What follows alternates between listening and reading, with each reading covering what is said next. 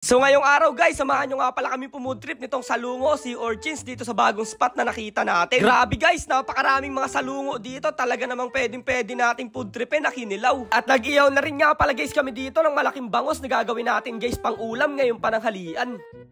So what's up guys? What's up mga napadaan lang? So ngayong araw nga guys, syempre another day, another adventure na naman tayo. So ngayong araw nga pala guys, may natagpuan nga pala tayo ulit na bago at napakagandang spot. So dahil nga guys kagabi habang nakatambay kami at nanonood kami sa Facebook ay may nakita kami guys na kumakain ng malalaking mga sea urchins. Ay meron guys dito sa lugar namin nun, kaya susubukan natin tikman. Pero bago ang lahat guys, shoutout nga pala dito sa mga solid supporters namin na nakakilala sa amin dito. Ayan guys, maglalambat daw sila. Hindi na rin nga pala guys namin pinatagal yan. Siyempre, agad na rin kaming pumunta doon sa gitna para doon guys magsisid ng mga tinatawag na salungo. So ayun guys, nandito tayo sa may gitna ng dagat.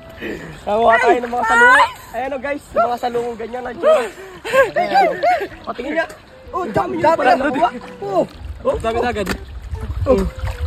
Tara guys, mga nakuha nila. Dami na kaagad guys. Uni. Ayos. Pag talaga guys sumisid ka dito sa ilalim na kinatatayuan ko na to, panigurado makikita mo yung napakaraming salungo o sea urchins na nandito sa ilalim.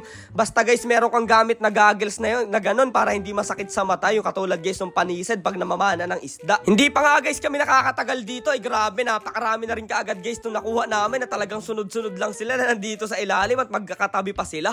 Yung nakikita nga guys namin sa ibang vlogger na taga Palawan ay medyo malalaki nga pala guys yung sea urchins nila doon, at dito naman guys sa amin sa Mindoro ay ganito lang kalalaki. At dahil nga guys mainit na rin dito yung sikat ng araw at sabi ko doon sa mga kaibigan ko ay medyo lumalaki na rin guys yung tubig, ay dali-dali na rin guys sa tumabi dyan para makapag-asikaso na rin kaagad. Meron nga pala guys kaming dalang suka dito na may sibuyas at bawang at paminta na napakasarap guys ng timpla. Ilalagay nga pala guys natin yan dito sa sea urchins natin na kakainin. So ganito nga pala guys ang pamamaraan kung paano natin buksan yung mga ganitong sea urchins. Ayan guys, aalsin lang natin yung mga kinain nyo dyan sa loob at may iwan dyan guys yung parang tababa nila, parang mga katulad guys ng aligi ng alimango. Medyo nakakatakot nga siya guys tingnan, pero medyo masarap din talaga to. Hindi ko naman guys sinasabi na sobrang sarap talaga niya, pero para sa akin guys masarap din naman. Pwede rin siya pang ulam sa kanin. Medyo mga payat nga guys ito nakita naming sea urchins ngayong araw, pero okay na rin yan at lalagyan na guys natin itong tinimpla natin na napakasarap na suka.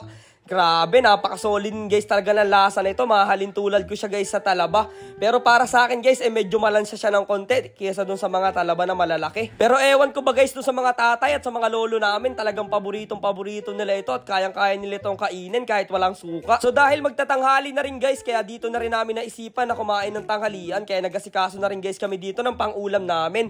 Sakto naman guys na meron kaming dala dito na isang malaking bangus na nanggaling sa kaibigan nating si Romel na nahuli dun sa palaisdaan nila. Habang nililinisan nga guys nila yung isda doon ay nagpasiga naman guys ako dito ng apoy, tapos nagayat na rin ako ng rekado na ilalagay guys namin dito sa tiyan ng bangus para masarap guys pag inihaw natin. At grabe guys, poging-pogi yung mga kasama natin, no? Talagang focus na focus sila doon sa kanilang mga ginagawa. Talagang halatang halata na nagugutom na sila. So meron nga pala guys ako sa inyong kwento ngayong araw. Noong nakaraang gabi nga pala guys ay nangilaw kami ng mga hipon, ito mga kaibigan ko.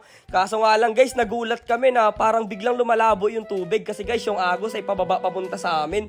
Nung pinuntahan guys namin doon sa taas, sa dulo ng sapa, ay may nag-aaway pala guys at nagsusuntukang mga suso. Kaya ayun guys, dali-dali namin inawat ng mga tropa ko para makahuli kami at medyo luminaw yung tubig. Grabe naman guys, ano kayang problema ng mga suso na yun kung bakit nag-aaway. At oo nga pala guys, dahil nga pala Souls Day ngayon, ay kailangan nating puntahan yung mga mahal nating sa buhay. What if guys, na totoo pala guys yung palabas na Coco, talaga nakikita tayo ng mga mahal natin sa buhay. Grabe, sobrang sayawari nun. Pero bago lahat, mag-pray muna tayo. Guys, food trip tayo. Inihaw na bangus.